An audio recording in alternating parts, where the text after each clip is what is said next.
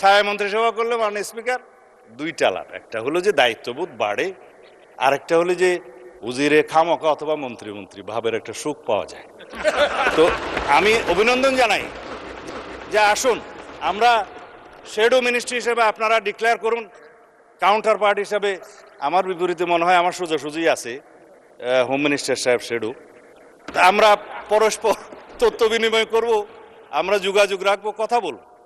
তবে না, আমি আপনাকে হোম মিনিস্টার খেতাব দিছে, সুখী হওয়া দরকার।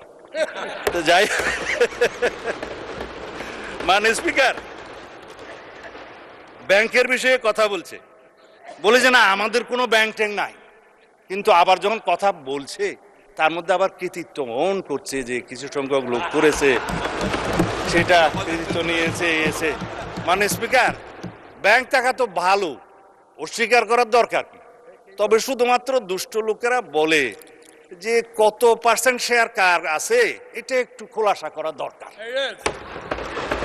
তাহলে পরে এই যে ব্যাংক দখল হয়েছে মাননীয় স্পিকার ইন্টারিম গভর্নমেন্টের সময়, ব্যাংক দখল হয়েছে আওয়ামী লীগের সময়, দখল হয়েছে স্টাইলটা একটু ভিন্ন ছিল মাননীয় স্পিকার।